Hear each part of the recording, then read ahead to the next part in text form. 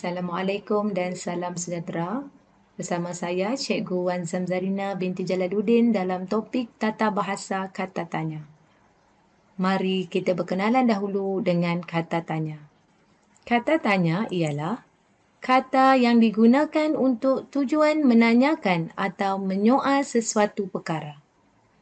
Kata tanya terdiri daripada mengapa, apa, siapa, bila, bagaimana, berapa, di mana atau mana. Di sini cikgu sertakan kata kunci atau formula untuk kamu mengingati kata tanya iaitu mas BBBD atau mas 3B 1D. Semoga formula ini dapat kamu gunakan untuk mengingati kata tanya. Kata tanya perlu diakhiri dengan tanda tanya. Kata tanya juga perlu disertai dengan partikel kah jika di awal ayat. Kata tanya diucap dengan nada suara tinggi sebelum kesenyapan pada akhir ayat. Kata tanya boleh wujud di depan, di tengah atau di akhir ayat. Kata tanya boleh diletakkan dalam susunan songsang atau pasif.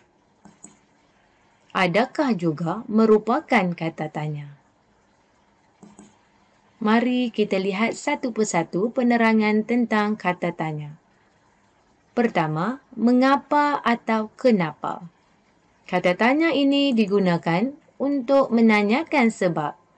Contohnya, mengapakah kamu tidak hadir semalam? Kenapakah kamu tidak menyiapkan kerja?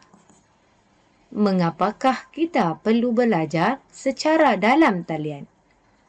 Dalam soalan mengapa, kamu perlu memberikan sebab dalam jawapan dengan meletakkan kata hubung kerana. Kata tanya apa?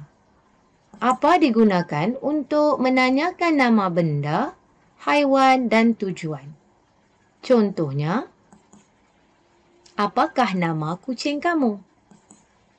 Apakah yang kamu lakukan pada waktu lapang? Apakah tujuan kamu belajar? Kata tanya seterusnya ialah siapa. Siapa digunakan untuk menanyakan orang atau nama orang. Contohnya, siapakah nama adik kamu? Siapakah nama guru kelas kamu? Siapakah ketua pelajar di sekolah kamu? Adik, guru kelas, ketua pelajar merujuk kepada orang. Kata tanya seterusnya ialah bila.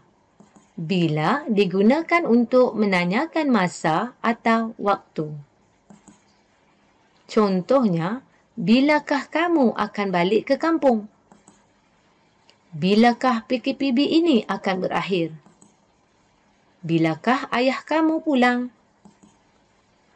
Kata tanya seterusnya ialah berapa. Berapa digunakan untuk menanyakan jumlah atau bilangan. Contohnya, berapakah bilangan hari dalam seminggu? Berapakah beza umur antara kamu berdua? Berapakah jarak rumah kamu ke sekolah? Kata tanya seterusnya ialah bagaimana. Bagaimana digunakan untuk menanyakan hal dan menyatakan cara. Contohnya, bagaimanakah perasaan kamu apabila dimarahi? Bagaimanakah kamu hadir ke sekolah? Bagaimanakah kamu menjawab soalan ini? Kata tanya yang terakhir ialah di mana atau mana. Ia digunakan untuk menanyakan manusia, haiwan, benda dan tempat. Contohnya, di manakah kamu tinggal? Di manakah kamu ambil buku ini? Kamu berasal dari mana? Cuba kamu lihat soalan yang pertama dan ketiga. Dalam soalan pertama, kita perlu menggunakan partikel kah? Manakala dalam soalan ketiga, apabila kata tanya diletakkan pada hujung ayat atau akhir ayat, kita tidak perlu menggunakan partikel kah. Di sini cikgu akan kongsikan tips-tips penting untuk kamu memastikan penggunaan kata tanya dengan betul. Pertama, kata tanya apa tidak boleh digunakan untuk menanyakan nama orang. Contohnya, apakah nama kamu? Sepatutnya, siapakah nama kamu? Tips kedua ialah, kata tanya siapa tidak boleh digunakan untuk menanyakan nama haiwan. Contohnya, siapakah nama kucing kamu? Sepatutnya, apakah nama kucing kamu? Ingat ya murid-murid, siapa digunakan untuk orang. Tips yang ketiga ialah, partikel kah tidak boleh diletakkan pada hujung ayat. Tapi sekiranya kamu menggunakan kata tanya di hadapan ayat, kamu perlu meletakkan partikel kah. Contoh, siapakah nama abang kamu? Apabila diletakkan di hujung ayat atau pada akhir ayat, soalan ini akan menjadi, nama abang kamu siapa? Murid-murid ingat ya, jangan letakkan partikel kah di hujung ayat.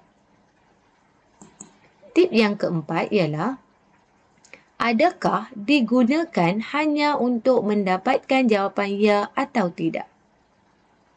Contohnya, adakah kamu sudah menyiapkan kerja sekolah kamu? Jadi jawapannya, ya, saya sudah menyiapkan kerja sekolah saya.